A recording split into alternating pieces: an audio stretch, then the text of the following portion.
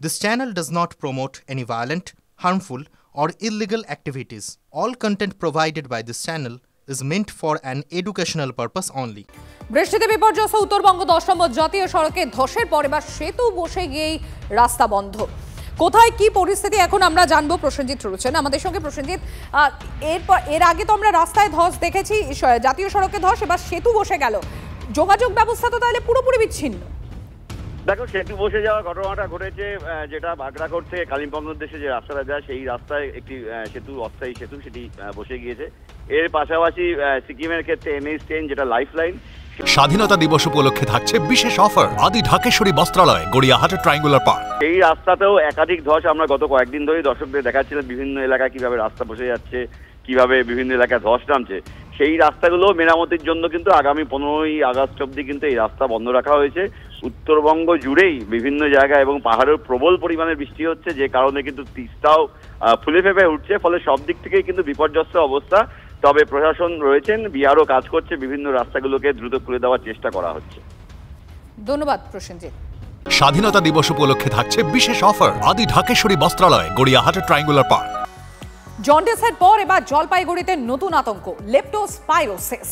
এই লেপ্টোস্পাইরোসিস কি? এটা একটা ব্যাকটেরিয়া ঘটিত রোগ যেটা ইঁদুরের প্রস্রাব থেকে ছড়ায়।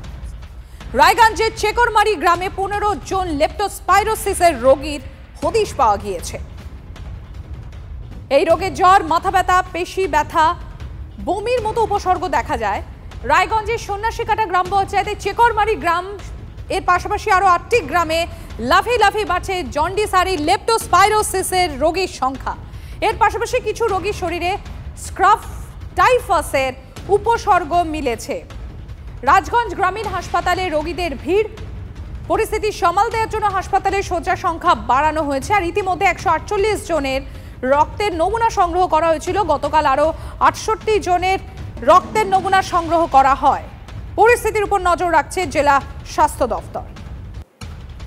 কিছু খামার রয়েছে, পোলট্রি ফার্ম, এবং সেখানে পোলট্রি ফার্মের যে মল জমা হতে হতে একটা হয়েছিল, স্তূপাকৃতি বা এরিয়াতে মাছির উপদ্রব একটা পাওয়া গেছিল এর আগে, 2 মাস আগে।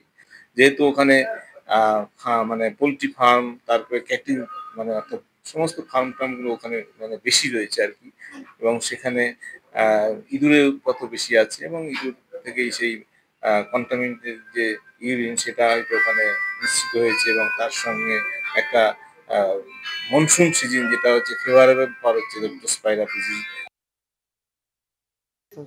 আমার মেয়ে আজকে 1 সপ্তাহ ধরে জ্বর, জন্ডিসে আক্রান্ত।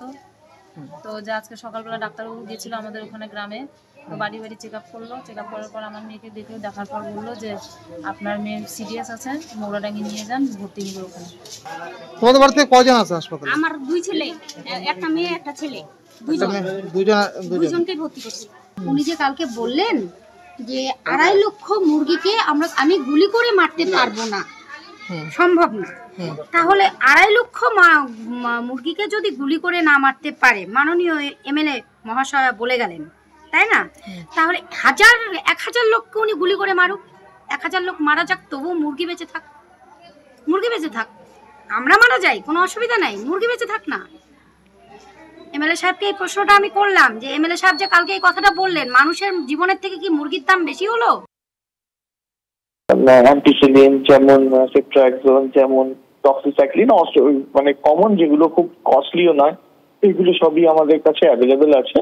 এগুলো দিয়ে এটা চিকিৎসা করা যায়। তাহলে আমাদের শুধুই একটা ব্যাপার হচ্ছে যে যখন এগুলি ঘটছে তখন এই সন্দেহগুলো যেন ডাক্তারবাবুরা করেন, এবং এরকম ধরনের সমস্যা হলে যেন তারা ডাক্তারবাবুদের কাছে, মানে স্বাস্থ্য ব্যবস্থার কাছে নিজেদেরকে নিয়ে যান। তাহলে তো এটা বোঝা সম্ভব না। হঠাৎ যখন মাল্টি অর্গান ফেলিওর হয়ে যায়, অনেকগুলো অর্গান খারাপ হয়ে যায়, তখন এলে হয়তো ওষুধ দিয়েও আপনি কিছু করে উঠতে পারবেন।